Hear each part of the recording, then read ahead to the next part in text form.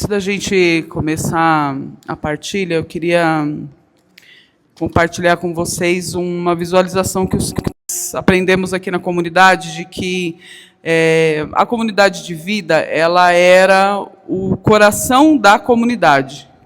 Ela era aquela que bombava, né? Bombeava o sangue para o corpo comunitário. E aí o Senhor me fez lembrar disso agora, né, no meio da oração. E aí eu falei, mas Jesus, a gente nem tem mais comunidade de vida, né?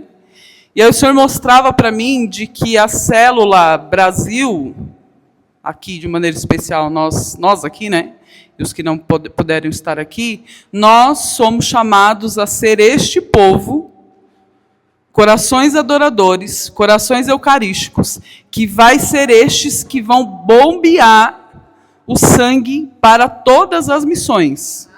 Aqui, Europa, Reino Unido e onde mais Deus nos quiser levar. Lá fora, os estados fora daqui de São Paulo, né? Onde nós já temos algumas células por aí, alguns irmãos. E isso é muito sério. Agora eu começo a entender um pouco mais do porquê que o Senhor falava para mim de que esse ano seria um ano eucarístico. Porque é a partir de uma experiência eucarística, de um coração esponsal, de um coração fiel, de um coração que se dobra à vontade de Deus, que as coisas começam a acontecer conforme Ele deseja, e Ele quer, e Ele sonha. Mas para que isso aconteça, precisa existir uma fidelidade de um povo. Um coração eucarístico, ele só acontece a partir de uma fidelidade de um povo. E se a gente for pensar no tema da pregação de hoje, quem lembra o tema? Não, né? Ninguém, né? A Eucaristia, o altar do sacrifício e da aliança. Esse é o tema, a Eucaristia, o lugar do sacrifício e da aliança. E aí eu peguei o livro de Romanos 12, 1. Se você quiser abrir a sua Bíblia, eu espero que você tenha trago sua Bíblia. Romanos 12, 1.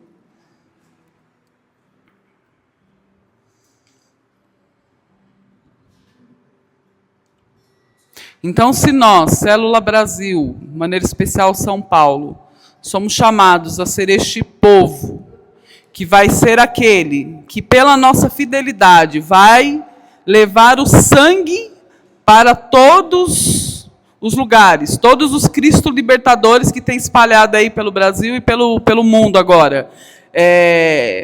Vai ser puxado esse ano para nós, né? Vamos combinar? Não existe, quem é aqui enfermeiro da área da saúde vai entender muito mais do que eu, né? Mas não existe sangue bom se o corpo está doente. Não existe sangue bom se eu estou com gordura no sangue. Né? Que mais, Bárbara? Não existe sangue bom se o pulmão estiver ruim, se o fígado estiver ruim, se todos os órgãos aí estiver ruim, né? Então não existe sangue bom. Então, para que tenha sangue bom, que pulse sangue bom, que chegue sangue bom para os outros irmãos, e o Senhor me dava uma imagem assim, nós aqui como uma árvore e as raízes, né? E aí? Pelo mundo aí. Então tudo começa aqui. O que foi, gente? Vocês estão perdidos aí? Estão nervosos? Romanos 12. Tudo? Sério? Não, sério? Não, tá gravado. Ah, tá bom. Tá. Bom, então se nós somos este lugar, essa árvore, isso não é orgulho, não é soberba, não é para nos envaidecer, não é para nos colocar num lugarzinho, num degrauzinho a mais. Muito pelo contrário. Um coração eucarístico, um coração esponsal, um coração fiel tem um único lugar. O altar. Joelhos lá. Não é nem pé, é joelhos. Já começo dando uma, né, para a gente não se engrandecer por conta disso. Se somos chamados a ser esse que vai levar o sangue para o Cristo libertador fora daqui, precisa existir em nós sempre um lugar de retorno, que é a fonte, que é aonde jorra água viva, para que o nosso coração seja purificado, para que o nosso interior seja purificado, para que o sangue que saia de nós faça gerar vida na vida do outro, beleza? Então, a responsabilidade do Cristo Libertador, ela é muito grande no sentido de, assim, fidelidade, adoração e conversão. Né? Precisa existir em nós um senso de urgência para nos colocarmos sempre neste lugar, de que a fidelidade do Cristo Libertador aqui vai gerar fidelidade no Cristo Libertador, seja lá de onde for. Né? Hoje nós estamos com 24 vocacionados. A comunidade Cristo Libertador nunca teve isso antes. É mérito? Não. É trabalho e muita responsabilidade com a vida das pessoas. Mas por que o Senhor está gerando vida através das nossas incapacidades? Porque foi preciso tirar tudo de nós. Foi preciso arrancar tudo de nós para que ficasse somente aquilo que é vontade de Deus. Foi preciso com que nós fôssemos macetados, porque imagina bem, o Senhor, quando Ele me dava a imagem do que nós teríamos o ano que nós teríamos o ano eucarístico, o Senhor me dava uma imagem do trigo sendo amassado, para que ele se tornasse Eucaristia. Então nós fomos amassados, para que nós nos tornássemos essa Eucaristia. E essa Eucaristia que alimenta o outro. Mas para que isso acontecesse, foi preciso passar por tudo que nós passamos. É só a gente olhar para a vida de Jesus. Jesus, para que ele fosse o pão da vida, se tornasse a ação de graça, que é a Eucaristia, o que foi preciso acontecer com ele? Ai, minha gente. Morreu, né? Morreu muito, né? Morreu com força. Não foi uma mortezinha qualquer. Foi uma morte de verdade, né? Assim, ele morreu com força. Não foi pá, né? Ele só simplesmente foi esmagado, foi pisoteado, foi humilhado. Ele sofreu de todas as formas, de todos os jeitos, para que ele se tornasse o pão da vida para alimentar o povo. O Cristo Libertador hoje é esse. Que ainda precisa ser esse pão esmagado, ainda precisa ser esse trigo pisoteado, para que a gente se torne a Eucaristia, o corpo do Cristo, para alimentar o outro. Então é preciso, e com certeza não vai ser um ano muito fácil, porque para que a gente se torne essa Eucaristia que alimenta o outro, nós vamos precisar passar por aquilo que o Cristo passou. Né? Para que a gente seja purificados também e consiga alimentar o outro. Mas para que a gente consiga se sustentar naquilo que é vontade de Deus para nós, corpo comunitário, para nós carisma, para todo o povo, inclusive para os irmãos que estão aqui, que não são do carisma, mas com certeza absoluta, se Deus os trouxe, é porque Deus quer falar com vocês a partir dessa palavra também, né? Para que a nossa missão seja frutífera, para que a nossa vocação seja frutífera, eu preciso morrer para que eu me torne Eucaristia para o outro. E aí, lá está escrito assim, em Romanos 12, versículo 1. Em seguintes: eu vos exorto, pois, irmãos, pelas misericórdias de Deus, a oferecerdes vossos corpos em sacrifício vivo, santo, agradável a Deus, é este o vosso culto espiritual. Então, lendo de novo. Eu vos exorto, pois, irmãos, pela misericórdia de Deus, a oferecerdes vossos corpos em sacrifício vivo, santo, agradável a Deus, é este o vosso culto espiritual. E aí, quando eu estava estudando, né, sobre essa pregação, interessante que assim, eu já preguei sobre tantas e tantas e tantas coisas, mas eu nunca falei sobre a Eucaristia. Nunca falei sobre a Eucaristia. Olha que interessante, primeira vez que eu vou falar sobre a Eucaristia em si, né?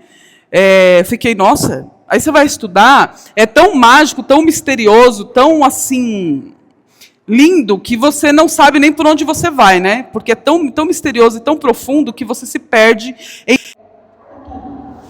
Interessante. O altar do sacrifício da aliança. A primeira coisa que me chamou a atenção foi que Eucaristia significa ação de graça. E altar significa gratidão. Vocês sabiam disso? Que altar significa gratidão?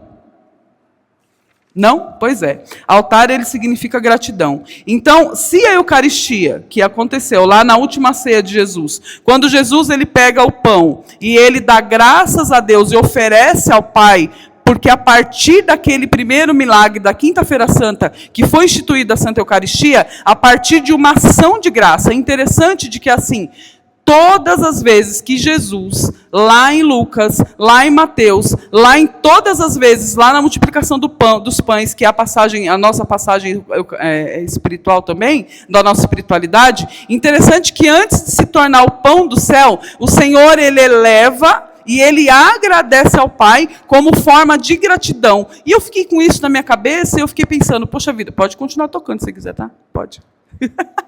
e fica à vontade. E aí eu fiquei pensando, né? Eu falei, caramba, que interessante isso, né?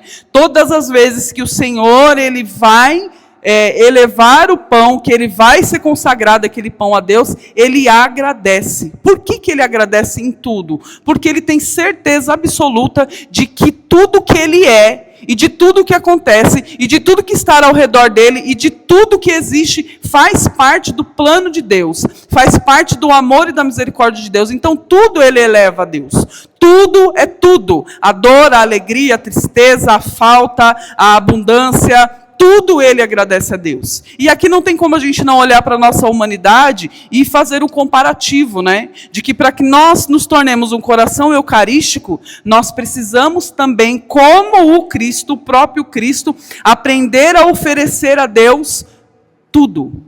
Será que nós temos a consciência de que se Jesus, que é Deus, dá graças a Deus por tudo, imagina eu e você. E aí o Senhor falava muito para mim sobre essa coisa da gratidão, de que um coração eucarístico, de que um coração adorador, de que um coração que entende para qual foi chamado, precisa ter um coração grato. Então uma das lições que o Senhor quer ensinar para nós hoje é: seja grato. Aprenda a agradecer a Deus por tudo. Se a multiplicação dos pães ela aconteceu após a ação de graças a Deus Pai, para que depois o pão foi multiplicado, será que comigo e com você, de repente, quando as dores, as dificuldades, as tribulações vierem, nós agradecermos, mesmo sem enxergar a providência de Deus na nossa vida, a providência não vai nos alcançar, assim como alcançou Jesus?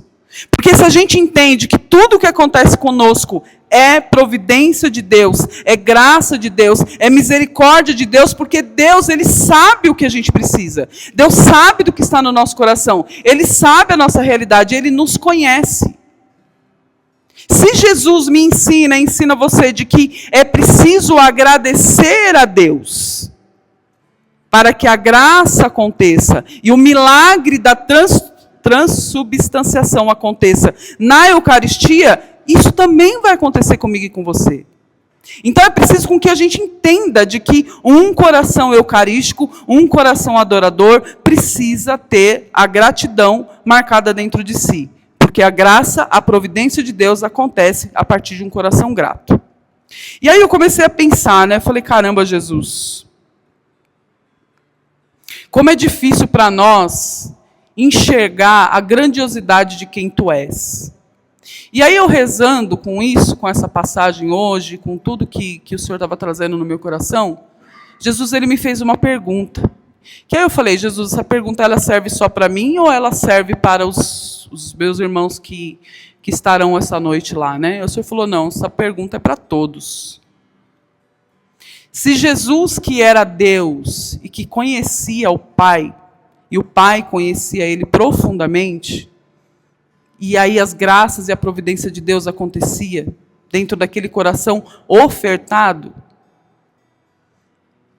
quem é Jesus para mim? É a pergunta que eu quero fazer para você. Quem é Jesus para você?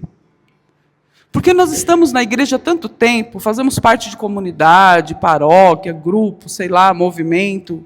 E a gente participa da igreja há tanto tempo. E a igreja nos ensina tanto sobre a Eucaristia, nós estamos todo domingo na missa, nós fazemos adoração, nós rezamos, nós entendemos conscientemente de que Jesus ele é o Cristo, de que Jesus é o Senhor, de que Jesus é o Salvador. Conscientemente a gente entende perfeitamente isso. Mas quando eu olho para Jesus e ele vem e me faz essa pergunta, quem sou eu para você? Será que a gente consegue, em uma frase, em uma palavra, resumir quem é Jesus para nós? Porque eu comecei a perceber o quanto a falta de intimidade com Deus faz com que a gente não conheça a Deus. Faz com que a gente murmure demais. Faz com que a gente viva medos, situações, fica parado em traumas, parado em dores, parado em situações que não fazem com que a gente caminhe na fé. Nossa dificuldade com a vida de oração.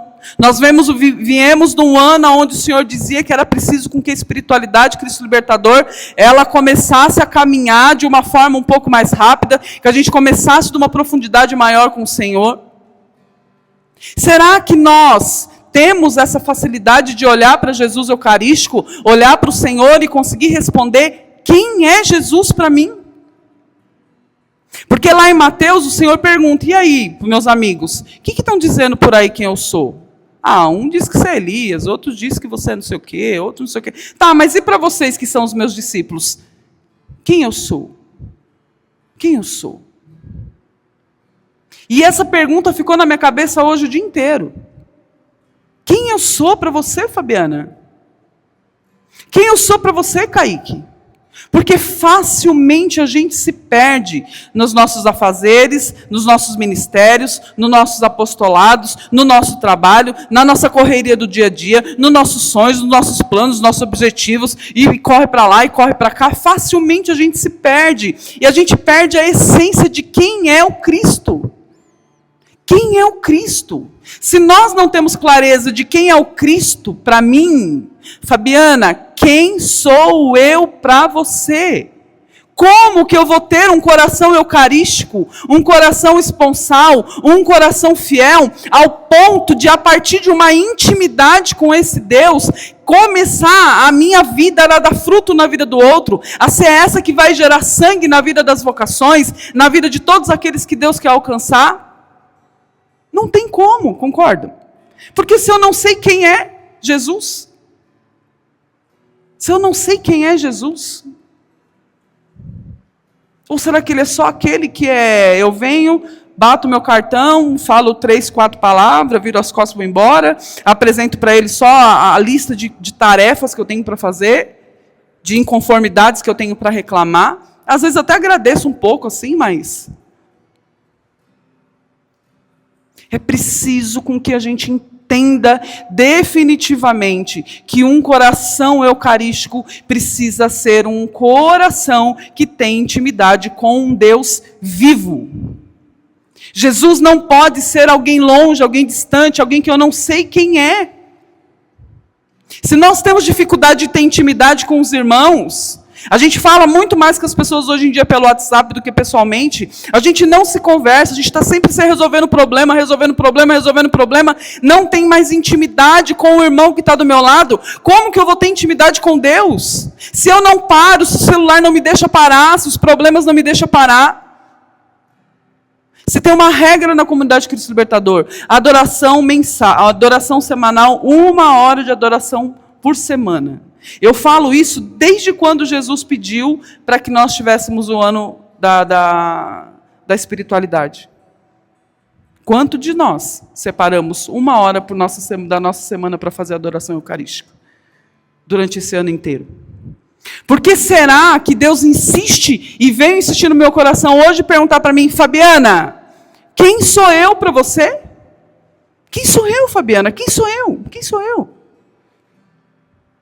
E aí eu comecei a pensar nisso, porque o primeiro ouvido que escuta é o meu. Falei, Jesus, a dificuldade de parar, a dificuldade de olhar para o Senhor, a dificuldade de olhar na cruz, a dificuldade de vir fazer uma adoração e ficar 1 hora olhando para Ti, contemplando a Sua maravilha, me levou a um lugar horrível. De que eu não sei quem é Jesus. E eu não tenho vergonha de falar. Sabe por quê? Porque um dia eu conheci Jesus. Porque só sabe o que é um coração adorador de fato quem teve uma experiência com Jesus Eucarístico, quem teve a coragem de olhar nos olhos e reconhecê-lo ali, ao partir o pão. E reconhecê-lo na hora da adoração. Só que a bagunça, os turbilhões da vida e milhões de coisas que acontecem na nossa vida, e é compreensível por tudo que a gente viveu, eu por algum momento me perdi de quem é Jesus, Senhor, eu não sei, o Senhor é, mas Mas né? O senhor é, né? O senhor é, eu sou, né? Eu sou, né, Fabiano? Sou? Então o senhor é. Mas aí, ao mesmo tempo, a cabeça começa a vir um monte de pensamento, um monte de coisa para resolver. Quer dizer, eu sou mais uma funcionária para Jesus do que uma adoradora de Jesus. Eu mais trabalho para o Cristo do que o amo. Eu mais estou preocupada com aquilo que eu tenho que fazer do que um coração adorador. E aí eu lembrei uma coisa que o padre falou para mim na missa para a gente no sábado, na missa de vínculos. De que ele se afastou da comunidade porque ele percebeu que ele poderia perder o céu. Porque ele estava parado só nas funções dele. E isso apertou meu coração.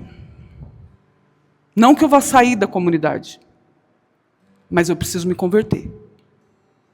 Não que a gente vai sair da nossa comunidade, do nosso chamado, da nossa vocação, mas nós precisamos nos converter. Nós precisamos nos converter. Nós precisamos amar mais o Cristo do que aquilo que a gente faz por Ele. Não vai existir um coração adorador, um ano eucarístico na profundidade, para vocês verem a frieza do nosso coração, porque antes, quando a gente tem empolgação apenas, barulho, não importa, mas nós nunca vivemos o ano eucarístico, e o ano eucarístico é o ano mais importante que a Cristo Libertador vai viver, e as pessoas nem sequer mandaram joia. Duvido que leram a exortação que eu mandei. Indiferente. Era para o nosso coração explodir de alegria, porque o ano eucarístico é um ano de encontro pessoal com Cristo, de transformação, de conversão, de apaixonamento, de entrega, de coração ofertado. E nós estamos indiferentes. Eu falei, Jesus, que difícil isso. Que difícil. E aí o Senhor vem e grita no meu coração: quem sou eu, Fabiana? Quem sou eu para você? Quem sou eu?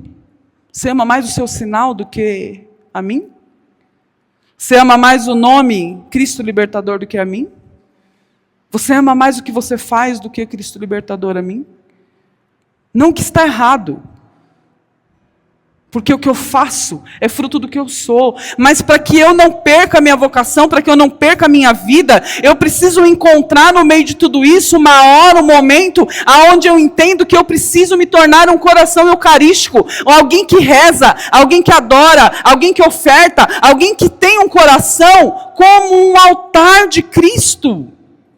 Aonde que eu sou, as minhas horas, o meu tempo, o meu dia, precisa acontecer de tudo, mas eu preciso escolher a melhor parte, que é estar com Cristo. Por que as vocações enfraquecem? Por que as pessoas desanimam? Por que os jovens desistem da igreja? Porque nós estamos preocupados em números, em fazer encontros, aonde a gente vai lotar a igreja, em fazer não sei o que, onde vai ser lindo e maravilhoso, e nós esquecemos de que a fonte de tudo aquilo que Deus quer para nós, precisa estar no altar, porque é o altar aonde acontece todo o sacrifício, desde a história do Antigo Testamento. Os nossos irmãos, desde Noé, Abraão, Moisés, Elias, todos eles. Noé, por exemplo, quando abaixou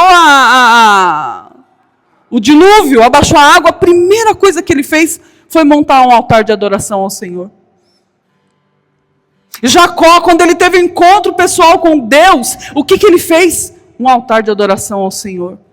Elias, quando ele passou por todo aquele turbilhão de coisa, que ele colocou a verdade à tona, que destruiu os ídolos, o que foi que ele fez? Reconstruiu o altar do Senhor, porque o altar, esse altar é um altar aonde encontra a humanidade com o divino.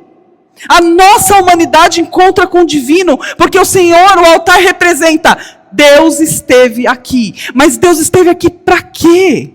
Para que Deus esteve aqui? Se a gente vai malemar, para no altar e fala 3 palavras com Deus. Malemar, a gente faz uma reverência. Malemar, a gente procura saber e conhecer o significado do altar, que é onde encontra o humano com o espírito. aonde encontra a minha humanidade, aonde eu reconheço e faço memória daquilo que Deus ele construiu na minha vida, como nossos irmãos antigos, desde Noé do Antigo Testamento. Mas aí vem o Cristo, o sacerdote perfeito. O sacerdote perfeito, que escolheu livremente morrer, melhor, antes de morrer, escolheu doar a sua vida, entregar o que ele era, por amor a mim e a você, sem precisar nunca mais nenhum sacerdote fazer sacrifício de animais. Porque Jesus ele veio e ofertou tudo, como um altar inteiramente entregue a Deus. E aí Paulo, nessa palavra, ele vem e fala para nós: pois, irmãos, pelas misericórdias de Deus, a oferecerdes vossos corpos em sacrifício vivo, santo, agradável a Deus, é este o vosso culto espiritual. Aqui está o culto espiritual. Aqui está o que Deus pede para mim e para você. Um corpo que se oferece como sacrifício, para que Jesus seja o Senhor, para que a vontade dele aconteça, a partir de corações gratos, a partir de corações ofertados, a partir de corações que se decidem colocar os joelhos no chão e adorar o Cristo. E mais do que uma adoração, uma entrega de vida, uma entrega de dia, de hora, de momento daquilo que eu sou. Nada do que nós fazemos pode tirar de nós a importância desse Cristo. É preciso a gente encontrar em nós quem é o Cristo para mim. Quando eu olho para a Eucaristia, quem é esse Cristo? O que ele ainda precisa fazer em mim para que o meu coração se transforme num verdadeiro altar? Um sacrifício de amor, como Paulo diz aqui na carta de Romanos. É fácil? Não. Mas é o que Deus pede para nós, Cristo Libertador. E para vocês jovens, que eu conheço um pouco da história. É preciso adorar. É preciso ser de Cristo, mais do que fazer as coisas para Cristo. É preciso ser fiel a Ele. Porque se o que nós estamos fazendo não está nos santificando, não está fazendo com que nós nos tornemos homens e mulheres adoradores eucarísticos, a gente precisa parar de fazer o que a gente está fazendo. Ou se não para, se converta. Se converta, porque nós não sabemos o dia e nem a hora, e nós não vamos ser julgados por aquilo que nós fizemos, mas por aquilo que nós somos. E se o Senhor ele vem e fala, tá, Fabiana, mas quem sou eu para você? Se eu não consigo enxergar e reconhecer a Deus aqui, será que eu vou reconhecer a Deus na hora da minha morte? Será que eu vou reconhecer o olho de Cristo na hora que eu morrer? Então eu vejo isso como um chacoalhão de Deus para nós hoje. De que o meu coração precisa ser esse altar ofertado a Deus de uma vez por todas, porque eu entendo que o meu lugar, a fonte da minha vida, da minha conversão e da minha salvação está no altar. Entregar tudo para Deus. Aprender a perder o controle das coisas e querer que as coisas sejam do nosso jeito. Quantas vezes a gente só decide, não reza? Quantas vezes a gente só fala, não ouve? Quantas vezes a gente só aponta, mas esquece de olhar para nós mesmos? Quantas vezes a gente só fala que é de Deus e é da igreja e é da comunidade, mas qual é a verdade do nosso coração? Temos um coração de carne, um coração adorador, verdadeiramente, um coração onde o Senhor pode descansar? Ou ainda estamos sem saber quem é o Cristo? E se eu não sei quem é o Cristo, eu não sei quem eu sou. E se eu não sei quem eu sou, eu não sei quem é o Cristo. Então é preciso com que a gente olhe e comece este ano esse novo ano eucarístico com um coração primeiramente grato. E se eu não me alegrei por este ano, se eu não dei a mínima importância para esse ano, que a gente retome isso. E a gente procure dentro de nós. Por quê? É só mais um ano. Por que indiferença? Por que o meu coração não ardeu de alegria? Porque nós, Cristo Libertador, temos muito mais a agradecer do que a reclamar. Nós, Cristo Libertador, temos muito mais a adorar do que permanecer de pé. Porque nós sabemos de onde nós viemos. Nós, Cristo Libertador, sabemos que apesar de toda a nossa miséria, de tudo aquilo que nós passamos, do pisoteamento que nós tivemos que passar, por tudo que a gente viveu, nós sabemos que quem nos sustentou foi a Eucaristia. E mesmo assim, não aprendemos. Mesmo assim, não aprendemos. Então o Senhor hoje quer mais uma vez nos sacudir e falar para mim e para você: eu quero que você tenha um coração eucarístico. Eu quero que você tenha um coração esponsal. O que é um coração esponsal? A entrega total da minha vida. Amar a Deus como um esposo, vivendo uma relação de intimidade, pertença e entrega. Eu sou do meu amado e o meu amado é meu. Eu sou do meu amado? Ele é meu?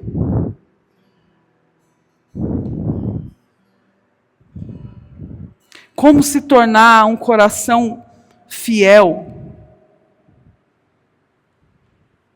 Se temos dificuldade em saber para quem que eu preciso ser fiel. Como ter uma aliança com Deus verdadeiramente? Se cada dia da nossa vida existe mais infidelidades do que fidelidades. Então a responsabilidade que nós temos, ela é muito grande, Cristo Libertador. E jovens que aqui estão. Porque eu sei que Deus tem muito para fazer na comunidade, no grupo de vocês, né? Vamos falar grupo, né? Tem muito mais a fazer. E aqui o restante como Cristo Libertador. Deus tem muito mais a fazer em nós. Deus hoje ele vem e nos chama a atenção e nos dá uma missão. A responsabilidade do Cristo Libertador não é só sobre mim. É sobre um povo que ele insiste em alcançar. Ele insiste em alcançar. Nós divulgamos um vídeo, 2 semanas atrás, mais ou menos. O pessoal da Irlanda pediu para gravar um vídeo, e eu fiz um vídeo rapidinho aqui, para poder chamar as pessoas para o vocacional. Em 10 minutos, apareceram 5 pessoas interessadas no vocacionado da comunidade com aquele vídeo. Gente, não sei o que tem aquele vídeo. Não sei o que tem naquele vídeo. Mas eu sei que existe uma sede. Uma sede de um povo que encontrou, em sei lá quantos segundos que tem aquele vídeo, uma resposta para a sua vida. E aí você vai conversar com essas pessoas, as pessoas estão animadíssimas, empolgadíssimas, que você olha e fala: mas minha Nossa Senhora Jesus. É sério isso? As pessoas têm sede. E por providência de Deus, elas encontraram no carisma Cristo Libertador a resposta para a sua vida. Então a gente precisa assumir isso com responsabilidade, gente. O amor pelas almas não pode ser só falado, só postado, só gritado. Precisa ser vivido, experimentado e doado. O amor pelas almas e a conversão do mundo e do povo que o Senhor quer alcançar vai exigir de mim e de você a morte. Vai exigir de mim e de você sacrifício. Vai exigir de mim e de você renúncias. Vai exigir de mim e de você movimentos que às vezes vai passar do nosso limite, que a gente vai ter que esticar a corda. O Senhor falava para mim essa semana de um coração alargado. Fabiana, é preciso alargar o coração. É preciso alargar o coração. É preciso fazer mais esforços. Não teve uma pessoa que falou assim: ó, eu não consigo fazer adoração na quarta. Vamos tentar no sábado fazer 1 horinha de adoração? Será que alguém pode vir expor para a gente adorar Jesus? Vamos tentar arrumar um outro jeito, porque se é um ano eucarístico, a gente precisa adorar mais. Se a gente não tem tempo de adorar, então vamos dar um jeito, no domingo à noite, domingo à tarde, domingo de madrugada. Não teve. O Senhor está pedindo para nós, para que a gente viva um ano de adoração. Um ano de entrega total, um ano de fidelidade. E o que nós estamos fazendo com isso? Indiferentes. Mas por quê? Responde essa pergunta. Natália, quem sou eu para você? Elisângela, Júlia, Jonathan, todos nós aqui. Kaique. Quem sou eu para você? E a gente precisa ser muito sincero com o Senhor. Se o Senhor nos exorta, se o Senhor nos fala, se o Senhor chama a nossa atenção, é porque Ele nos ama e continua acreditando em nós, na nossa infidelidade. Continua acreditando. E é preciso com que a gente dê passos. Passos concretos, passos responsáveis. Porque a salvação de almas exige de pessoas, de discípulos, de apóstolos, de consagrados, de pessoas que experimentaram a Cristo, uma fidelidade. Deus não te chamou para brincar. Deus não te chamou de faz de conta, só para você dizer que você faz parte de um grupo. Deus, Ele te chamou, primeiro para converter o seu coração, e depois para você ser sinal da verdade e da liberdade do Cristo em toda essa realidade de escravidão humana, através da onde? De uma conversão verdadeira, e de um coração que sabe aonde precisa ir, e colocar o seu joelho. Você não existe, não foi chamado simplesmente para ser chamado, é preciso fazer sacrifícios por amor a Cristo. Qual é o sacrifício que você está disposto a fazer, Cristo Libertador? Qual o sacrifício que nós estamos dispostos a fazer, Cristo Libertador? Qual os sacrifícios que os jovens estão dispostos a fazer por amor a Cristo? Não por aquilo que fazem para Cristo. Mais do que postagem de Instagram e a gente viver de imagens e fotos e reels, sei lá o que mais. O que nós estamos dispostos a fazer por amor a Cristo, para se tornar essa passagem de Paulo, um coração que é capaz de fazer sacrifícios por amor a Deus e de ofertar tudo o que é por amor a Deus. Quais são os seus sacrifícios? Não existe ano eucarístico sem sacrifício e renúncia de si mesmo. Não existe. Não existe.